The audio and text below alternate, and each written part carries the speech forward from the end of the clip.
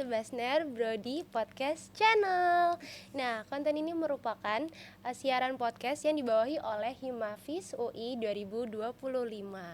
Betul banget. Nah, sebelumnya mungkin kita harus bener. kenalan dulu Sya. Oh, Jangan tegang-tegang banget lah. Lupa kenalan Iya ya, betul, saking jangan tegannya. sampai lupa kenalan. Karena kalau nggak kenal maka Tak sayang mungkin ya. ta'aruf dong. Nggak boleh sayang-sayang sebelum nikah, bener nggak Pak? Boleh. Oke, baik, sebelumnya perkenalkan nama saya Syarafina Sobalusando. Saya dari Fisioterapi UI angkatan 2024. Dan tentunya di sini saya tidak sendiri, saya bersama rekan saya. Halo semuanya, perkenalkan saya Ratu Rizky Skarsari, biasa dipanggil Ratu. Saya juga dari Fisioterapi UI angkatan 2024. Nah, kita kedatangan narasumber yang luar biasa nih, dan juga sekaligus dosen kita di Fisioterapi UI 2024 ini. Nah, mungkin bisa kali ya kita sambut aja langsung Pak Elfitra. Selamat pagi Pak Elfitra, bagaimana? Selamat pagi Ratu dan Asya dan kawan-kawan visioner yang mungkin menyaksikan di rumah gitu ya. Benar, Betul. Iya. Nah, teman-teman, Betul, saya dosennya Asya dan Ratu gitu ya. Mungkin kalau sekarang masih terlihat sangat tegang gitu ya, karena kemarin masih vibes ujiannya masih kerasa ya. Betul Benar banget Pak. banget. Jadi ke bawah sampai sekarang. Oke, tapi santai aja kita di sini, jangan terlalu tegang gitu ya. Benar, Pak. Oke. Betul. Nah, jadi visioner semuanya, jangan lupa Pak Elfitra ini merupakan akademisi yang mendalami bidang biomedis. Nah, jadi di episode kali ini kita akan membahas fisioterapi geriatri untuk penuaan berkualitas. Nah, ini tuh topiknya relevan banget buat kita sebagai mahasiswa muda. Karena penuaan tuh bukan cuma tentang keriput, tapi juga tentang fungsi tubuh, kekuatan otot, dan juga kualitas hidup kita, Sya. Betul. Oke, baik. Langsung aja kita mulai kali ya, Pak. Boleh, silakan. Nah, dari banyaknya list pertanyaan ya, Pak. Waduh. Kita masuk dulu ke yang santai-santai dulu, Pak. Oke, siap. Bapak boleh nggak sih Pak ceritain ke visioner semuanya gimana sih perjalanan pendidikan Bapak dan karir Bapak hingga fokus akhirnya bisa di tahap fokus ke bidang biomedis yang Oke. erat kaitannya dengan proses penuaan gitu. Oke, siap. Mungkin kalau ditarik garis panjangnya gitu ya, secara umum gitu ya, saya memulai pendidikan di program studi fisioterapi juga, jadi serupa seperti Ratu dan Asya gitu ya. Tapi waktu zaman saya itu masih diploma 3 gitu ya. Lalu setelah saya lulus dari UI, saya melanjutkan pendidikan di Muhammadiyah Surakarta, Universitas Muhammadiyah Surakarta UMS, untuk program ekstensi di fisioterapi juga seperti itu, sambil sampingan kerja dan lain sebagainya gitu ya. Sampai pada akhirnya alhamdulillah saya dapat kesempatan buat sekolah kembali, waktu itu dibiayai oleh beasiswa LPDP untuk melanjutkan program magister S2. Singkat cerita memang awalnya kepingin di luar negeri seperti itu Asya dan Ratu, tapi waktu itu berbagai faktor pertimbangan akhirnya memutuskan di dalam negeri, dan saya ambil di Magister Ilmu Biomedik di Universitas Gajah Mada di kampus sebelah seperti itu. Cuma memang waktu saya sekolah S1, D3, S1, S2 itu banyak sekali bersinggungan di bidang penuaan itu ya, atau aging seperti itu. Jadi memang mungkin tidak terencana, tetapi ya alhamdulillah sekarang banyak berkecimpung di bidang aging dan juga geriatri seperti itu. Masih banyak belajar, tetapi mungkin saya sedikit sharing bisa nanti dengan Asya ataupun Ratu seperti itu. Keren banget ya, Sya. Keren banget, sumpah. Semoga doain juga Pak, kita semoga bisa dapat juga beasiswa Amin. LPDP. Amin, harus. Mohon tuntunan ya Pak. Oke, siap, boleh. Oke, nah terus tadi kan Bapak udah mention tentang penuaan gitu ya Pak. Nah, apa sih Pak urgensi untuk memahami nih kita sebagai Mahasiswa, remaja iya. ataupun kayak teman-teman yang lagi nonton gitu. Urgensi apa sih urgensi untuk memahami penuaan dari sisi fungsi tubuh, bukan hanya dari tampilan fisik. Gimana sih Pak urgensinya gitu? Oke, urgensi. Mungkin saya sekilas berbicara data statistik dulu kali ya, Asya dan Ratu gitu ya. Karena kerap kali kita berbicara terkait apapun ya pasti proporsinya tuh seberapa banyak seperti itu. Nah, berhubungan dengan lansia gitu ya, berdasarkan data dari Badan Pusat Statistik atau BPS, tahun 2023 itu menemukan bahwa populasi lansia itu sekitar 11,75% di Indonesia dan diproyeksikan akan terus meningkat bahkan sampai tahun 2045 itu mencapai sekitar 20% dan itu tinggi sekali gitu. Jadi urgensinya apa ya, kita sebagai seorang tenaga kesehatan gitu ya, sebagai seorang fisioterapis, nanti Asya dan Ratu juga sebagai seorang calon fisioterapis seperti itu ya, itu penting sekali gitu untuk berperan aktif dalam mempromosikan kemandirian pada lansia seperti itu. Nah, tadi menarik sekali gitu ya, karena banyak orang itu memahami penuaan dari tampilan fisiknya aja gitu ya. Oh, seseorang mungkin mengalami pengeriputan gitu ya pada kulitnya atau hiperpigmentasi gitu ya dan lain sebagainya gitu ya. Itu dari tampilan fisiknya saja. Tetapi sebetulnya aging atau penuaan itu berjalan secara holistik gitu. Dari seluruh sistem tubuh itu akan terlibat. Nah, itu yang menjadi penting juga gitu. Peran penting kita sebagai seorang tenaga kesehatan dan Asya dan Ratu juga sebagai calon tenaga kesehatan untuk memberikan edukasi kepada masyarakat bahwa aging itu sudah pasti berlangsung gitu ya, secara biologis ya kita akan bertambah tua gitu seluruh manusia. Tetapi bagaimana kita bisa mempertahankan, ada sebutan healthy aging gitu ya, atau aging gracefully gitu. Nah, itu yang penting sekali untuk kita promosikan. Seperti itu Asya dan Ratu. Oke, baik Pak El. Nah, berarti kan Pak El kan sekarang sebagai tenaga pendidik dan juga fisioterapis. Betul. Nah, berarti Pak El nih kurang lebih sudah menemukan banyak kasus di pada saat terapi. Nah, aku penasaran banget nih Pak El, kira-kira terkait pentingnya intervensi. Ada nggak sih yang paling membuka mata Pak El terkait pentingnya intervensi fisioterapi pada populasi lansia? Oke. Berarti kasus yang menarik gitu ya saat saya temui Betul Pak. di lapangan gitu ya. Sebetulnya ketika kita bertemu dengan pasien-pasien lansia gitu ya, atau lansia secara umum, itu menarik gitu ya, karena memang kita akan mendapatkan experience atau pengalaman yang berbeda-beda. Tetapi saya ingat sekali waktu saya terlibat di salah satu penelitian di Yogyakarta gitu ya, di mana saya waktu itu berperan sebagai fisioterapis yang melakukan anamnesis gitu ya, atau pemeriksaan fisik secara umum gitu ya. Lalu saya temui ada satu lansia, satu mbah gitu ya. Saya lihat tren kesehatannya ini khususnya di berat badan menurun signifikan dalam waktu yang relatif singkat gitu. Saya suspek mungkin mbah ini terkena penyakit yang berhubungan dengan penuaan, penyakit metabolik, penyakit ya degeneratif gitu ya, gangguan nutrisi dan lain sebagainya gitu. Ternyata setelah saya gali lebih dalam, setelah saya berbicara lebih banyak dengan mbah tersebut, bahwa beliau menyampaikan salah satu faktor yang mungkin membuat penurunan berat badan signifikan tadi adalah karena stres psikologis dalam jangka waktu yang lama gitu, stres psikologis dalam kronis seperti itu. Nah, itu menarik sekali buat saya gitu ya, karena itu menjadi poin reflektif juga bahwa kita sebagai individu, sebagai makhluk hidup itu tidak bisa melihat individu lain dari aspek biologisnya saja. Karena kita ketahui bahwa manusia itu adalah makhluk biopsikososial. Jadi ada aspek psikologisnya, ada aspek sosialnya. Begitu juga dengan lansia gitu. Jadi ketika lansia mengalami penuaan gitu ya, atau kita semua mengalami penuaan, yang berubah itu sebetulnya bukan fisiknya saja, tetapi mungkin juga faktor-faktor atau aspek psikologis ataupun aspek sosial yang perlu kita perhatikan juga.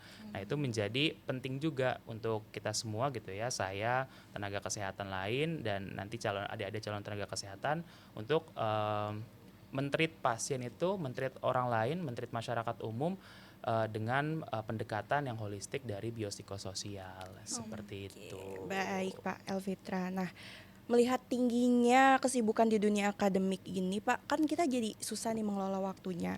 Kira-kira ada nggak sih cara dari Pak Elfitra untuk menjaga kesehatan tubuh kita sekaligus mengelola waktu kita supaya kita tuh punya waktu untuk berolahraga? Oke, berarti terkait manajemen waktu Iya gitu betul ya. Pak.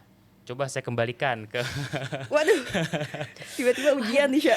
Tiba-tiba ujian nih, elektro kah? saya kembalikan ke Asya. Kira-kira Asya dan Ratu ini dalam seminggu sempat atau tidak deh melakukan aktivitas fisik? Jujur, Jujur, Dengan sempat tapi kadang nggak sempat. lebih ke kayak inisiasi ke kayak, oh kan saya ngekos nih Pak, Iya. jadi kayak ke kampus jalan. Iya betul Pak, begitu Pak. Itu masuk nggak ya?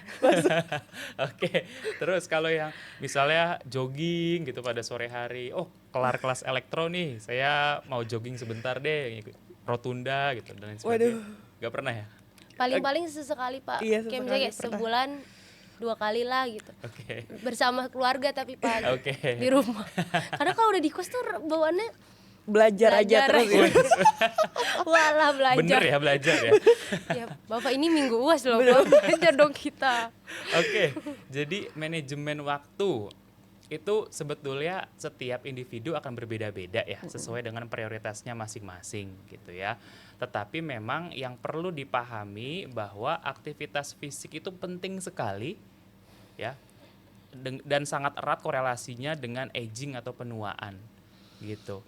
Jadi adik-adik semua nih ya sebagai mahasiswa, salah satu pencegahan sebetulnya untuk early aging adalah dengan latihan fisik gitu atau aktivitas fisik.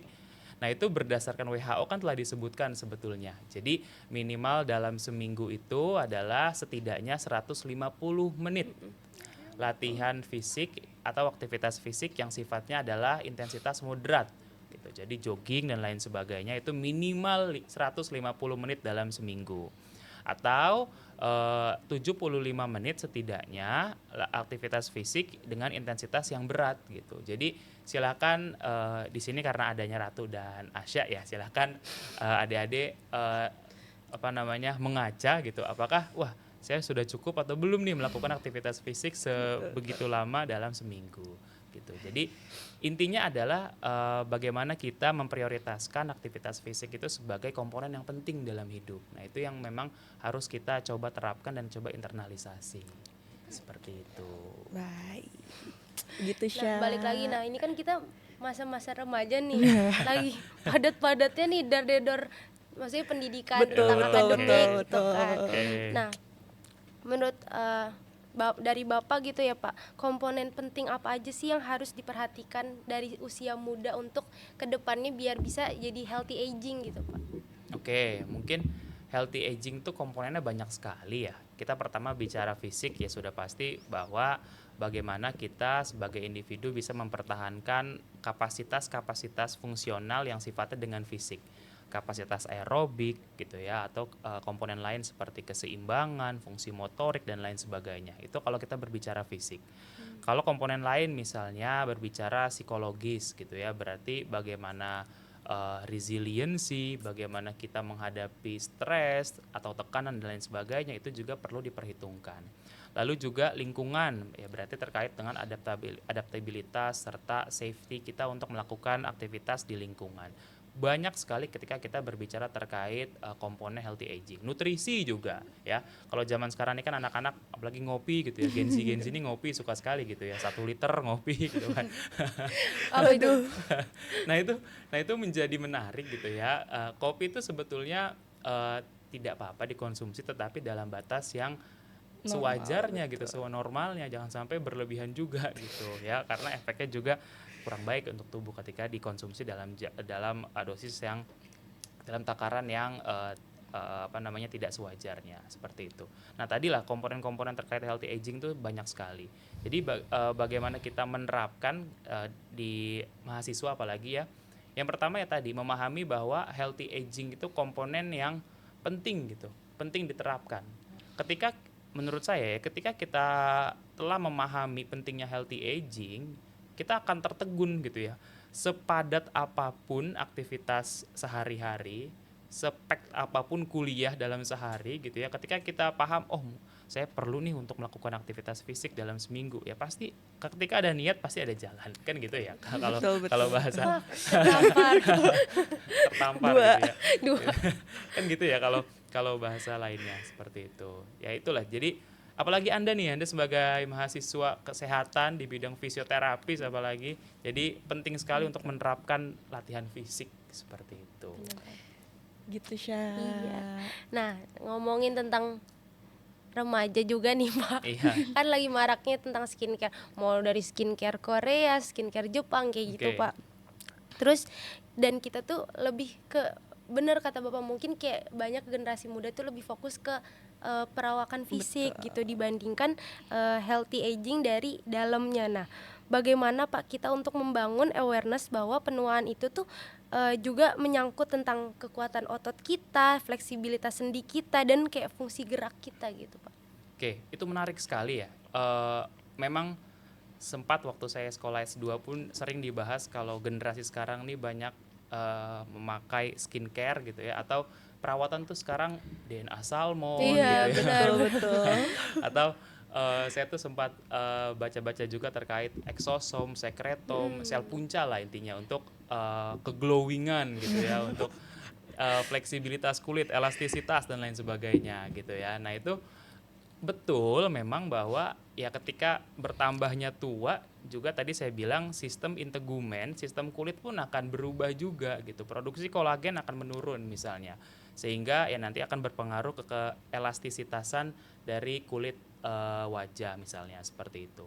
Tetapi memang penuaan juga secara biologis tadi kembali lagi saya point out ya berkaitan dengan sistem lainnya gitu. Misalnya sistem muskuloskeletal gitu ya. Kita lihat karena kita banyak banyak mengacunya di muskuloskeletal gitu ya.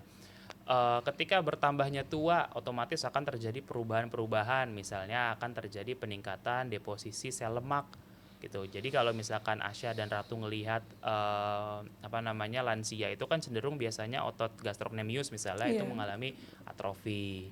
Nah itu karena memang banyak faktor, selain memang deposisi lemak bisa jadi karena sarkomernya ya atau sel-sel ototnya itu berkurang juga gitu secara kuantitasnya. Terus yang kedua misalnya pada wanita postmenopause gitu ya, setelah menopause. Nah itu akan terjadi penurunan estrogen yang signifikan sehingga akan terjadi perubahan homeostasis kalau bahasa fisiologisnya ya, antara osteoklas dan osteoblast sehingga cenderung akan mengalami perubahan densitas tulang gitu, misalnya osteopenia ataupun sampai osteoporosis gitu. Jadi perubahan-perubahan tersebut tuh ya tidak luput akan terjadi memang ketika bertambahnya usia, ketika seiring dengan bertambahnya usia tadi saya bilang gitu. Atau ya tadi misalnya terkait dengan strength gitu ya atau kekuatan otot ya tadi korelasi juga karena memang sarkomernya berkurang gitu ya, lalu juga kuantitas mitokondrianya juga bisa jadi berkurang, otomatis ya akan berpengaruh juga ke kekuatan serta fleksibilitas otot. Nah itu menjadi menarik gitu karena balik lagi saya sampaikan aging itu bukan dari tampilan fisik aja, Iya, tapi aging itu secara komprehensif di tubuh akan terjadi, seluruh sistem tuh akan terjadi. Tetapi bagaimana kita bisa memitigasi serta mempertahankan fungsi tubuh yang setidaknya itu menuju normal. Nah itu yang menjadi strategi kita untuk dicari gitu, dipertahankan seperti itu ya. Oh, baik Pak. Nah, berarti tarik lagi nih, kita kan sebagai mahasiswa fisioterapi nih Pak. Berarti kita pengen tahu kira-kira apa peran fisioterapi geriatri dalam mencegah penurunan fungsi tubuh pada lansia. Nah, contohnya tuh kira-kira seperti apa sih Pak intervensi fisioterapi yang paling umumnya? Oke, intervensi fisioterapi banyak pasti ya. Ketika kita berbicara dari aspek-aspek promotif preventif, berarti yang tujuannya untuk mempromosikan dan juga mencegah suatu penyakit. Nah itu banyak, misalnya kemarin kita ada penyuluhan di Pancoran Mas itu terkait lansia-lansia untuk mendeteksi adanya pencegahan demensia.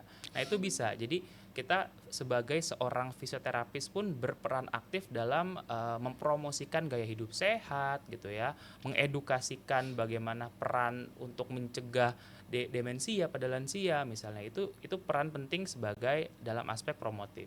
Dalam aspek preventif misalnya Asya dan Ratu melakukan pengecekan pemeriksaan kesehatan berkala gitu untuk memeriksa gula darah, untuk memeriksa kolesterol, memeriksa asam urat. Nah, itu dalam aspek preventif, pencegahan suatu penyakit, ya.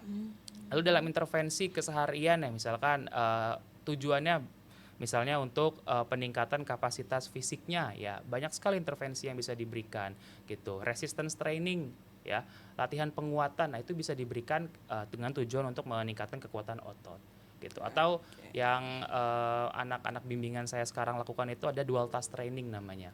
Jadi dual task training ini secara literatur sebelumnya memang ditemukan dapat meningkatkan kapasitas fisik dan juga fungsi kognitif secara bersamaan. Nah, itu juga bisa dilakukan. Atau kemarin brain gym gitu ya. Nah, brain gym juga itu bisa dilakukan karena bisa meningkatkan aktivitas sel saraf atau neuron, sehingga ya untuk peran penting juga untuk pencegahan degeneratif atau demensia pada lansia. Seperti itu. Jadi banyak sekali ya intervensi yang bisa diberikan untuk mencegah serta mempertahankan fungsional pada lansia. Seperti itu, Ratu. Baik, terima kasih Pak Elvitra. Boleh?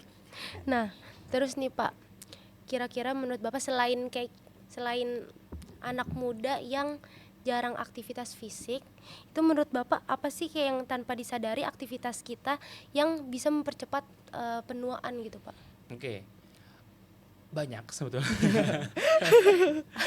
Atau enggak selain yang dari yang kayak yang jelek-jelek, misalnya kita tahu kan kayak misalnya ngerokok lah apa itu kan Oke. kita udah tahu kan Pak. Nah, selain dari itu gitu Pak. Oke, mungkin salah duanya. Salah dulu. Salah duanya. Satu apa namanya? Kita bilang poor diet. Poor diet itu dalam artian nutrisi yang dimakan itu, nutrisi yang dikonsumsi itu tidak seimbang gitu. Kalau sekarang kan banyak sekali gorengan-gorengan, ya.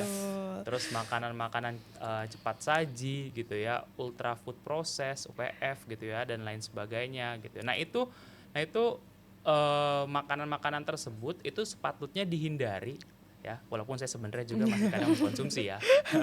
Ayam fried chicken tuh kayak enak banget. Iya banget lagi. Iya. Nah, tapi itu patutnya dihindari gitu ya, karena memang secara umum makanan-makanan yang sifatnya ultra food process itu bisa meningkatkan, kita bilang ada namanya inflammaging. Jadi inflamasi yang memicu aging gitu ya. Dengan mekanisme ya sedemikianlah pemendekan telomer, lalu pemberhentian apa namanya sel dan lain sebagainya gitu ya. Nah, itu yang pertama. Yang kedua adalah tidur yang cukup. Nah, ini yang sering fenomena yang sering ditemui lah pada mahasiswa Iya, gitu ya. bener-bener. Apalagi minggu UAS sekarang gitu. Betul banget, ya, Pak. dengan sistem SKS ya. Akhirnya jadinya Padahal udah nyicil juga Pak tidur. masa. Ya dengan apa namanya tidur yang tidak cukup itu juga secara umum bisa mempercepat aging gitu, memicu early aging pada manusia, pada individu gitu. Dan selain itu juga memang tidur yang tidak cukup ini nanti akan kita bilangnya dalam bahasa fisiologis itu bisa mempengaruhi jam biologis tubuh atau circadian ritme circadian. Nah, itu juga tidak baik gitu, karena nanti kedepannya tubuh kita tuh akan terbiasa dengan pola hidup atau jam biologis yang seharusnya tidak sesuai seperti itu. Baik, oke. Nah, balik lagi nih soal ke aktivitas fisik. Bapak dulu ini nggak Pak? Kayak ada olahraga gitu nggak Pak? Kayak maksudnya kayak menu olahraga gitu. Menu olahraga. Saya tanya dulu deh ke Asya sama Ratu. Nah, kan tadi kita udah dikasih tahu Pak, kita seminggu 2 kali. Seminggu 2 kali. Nah, itu ngapain? Berarti jogging gitu. Iya, Iya, jogging, CFD Pak, di CFD. sana HI gitu Pak. Oh Di enggak, HI. kalau aku Di ya udah Margonda. sama. Di HI, tapi itu ntar mampir ya. Setelah CFD mampir. Nah, itu dia. Ke GI gitu makan. Oke. Aktivitas fisik sampai sekarang sebetulnya saya mencoba menginternalisasi tadi ya aging gracefully tadi. Jadi ketika memang nanti bertambahnya usia ya harapan saya adalah fungsional saya tuh masih tergolong mandiri seperti itu. Nah, apa jenis olahraganya? Ya, saya mencoba tadi lah sesuai dengan rekomendasi WHO, yaitu 150 menit moderate intensity atau 75 menit yang vigorous intensity gitu ya. Dan biasanya memang kalau dari WHO itu rekomendasinya harus melibatkan resistance training atau latihan beban. Nah, itu yang coba saya internalisasi. Jadi paling saya ke tempat fitness gitu ya. Saya treadmillan gitu atau latihan beban. Jadi dengan harapan bukan fisik sebetulnya, bukan tampilan fisik, tetapi memang mempertahankan fungsi tubuh saya seperti itu, kapasitas fisik saya, kapasitas aerobik serta kekuatan otot yang optimal setidaknya sesuai dengan timeline waktu kehidupan lah seperti itu.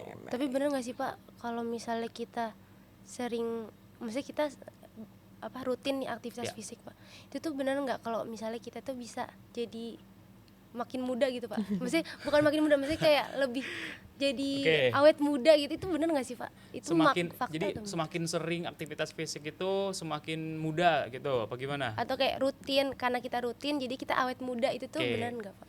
Bedakan rutin dengan eksesif ya. Eksesif itu berlebihan gitu. Latihan fisik yang berlebihan juga tidak baik gitu dalam untuk tubuh. Ya kalau misal kita berbicara biomedisnya, karena nanti ada akumulasi asam laktat gitu ya. Jadi tubuh itu akan kerasa lebih ngilu-ngilu gitu dan lain sebagainya itu juga. Lalu misalnya ya banyak sekali lah pokoknya dampak negatif ketika kita berbicara latihan fisik yang sifatnya berlebihan gitu. Tetapi memang ketika latihan fisik dilaksanakan secara rutin ya dengan tujuan tadi untuk mengoptimalkan fungsi tubuh ya, itu secara jangka panjang kita tidak hanya mempertahankan fungsi tubuh saja, tetapi tadi ya mendorong fenomena aging gracefully gitu. Jadi nanti misalnya kalau Ratu dan Asya dari sekarang sudah mulai aktivitas fisiknya itu rutin dan konsisten sesuai dengan dosis yang relevan juga. Nah, itu insya Allah gitu mungkin beberapa tahun setelah ini juga ya akan fungsi tubuhnya ya akan dipertahankan seperti itu ya. Nah, mungkin sebelum penutupan nih Pak El, ada nggak pesan dan motivasi khusus untuk mahasiswa fisioterapi UI supaya mereka tuh memperdalam minat pada bidang fisioterapi geriatri, dan juga mungkin ada pesan penting yang mau Bapak sampaikan kepada pendengar supaya mereka tuh bisa mempersiapkan penuaan yang berkualitas. Oke. Kalau pesan penting kepada mahasiswa fisioterapi untuk mendalami bidang geriatri gitu ya, sebetulnya ya nanti pun pada akhirnya adik-adik semua akan diperkenalkan dengan seluruh minat fisioterapi gitu ya, dari pediatri, geriatri, kardiovaskular, neuromuskular, wellness dan lain sebagainya lah, banyak sekali gitu. Tetapi yang menjadi menarik tersendiri untuk saya pribadi dari geriatri adalah bagaimana kita sebagai seorang tenaga kesehatan itu bisa memahami ya dan mengoptimalkan fungsi tubuh pada lansia gitu. Jadi bukan hanya kita mengerti diri kita saja, tapi orang-orang yang mungkin dulu terlibat dalam membesarkan kita gitu. Karena kan lansia ya hidup lebih lama lah daripada kita gitu. Jadi itu menjadi menarik dan membuat motivasi tersendiri lah untuk saya gitu. Lalu untuk teman-teman visioner gitu ya, teman-teman visioner kalau yang memang usianya masih mahasiswa dan remaja ya tadi silakan diinternalisasi dan dipahami pentingnya early aging, dan aging itu ternyata bukan hanya dari tampilan fisik saja, tetapi secara sistem tubuh secara holistik pun nanti akan terjadi perubahan ketika aging, ketika penuaan. Jadi sebisa mungkin terapkan pola hidup yang sehat ya, latihan fisik dengan teratur, lalu tadi nutrisinya juga yang baik-baik gitu ya, bukan yang baik ya, tapi yang bagus lah, sama aja sebetulnya ya, baik dan bagus. Ya lawannya poor diet lah tadi ya. Oh, iya. Ya, lawannya poor diet. Terus tidur juga yang cukup gitu ya, konsumsi alkohol lalu merokok itu dikurangi atau bahkan di stop gitu, karena ya pola hidup yang seperti itulah yang bisa memicu adanya early aging gitu ya. Lalu untuk masyarakat lansia pada umumnya sama juga sebetulnya, tetap terapkan pola hidup yang sehat dan teratur, karena pada akhirnya kita bisa aging gracefully tadi dan mengoptimalkan fungsi tubuh sesuai dengan usianya.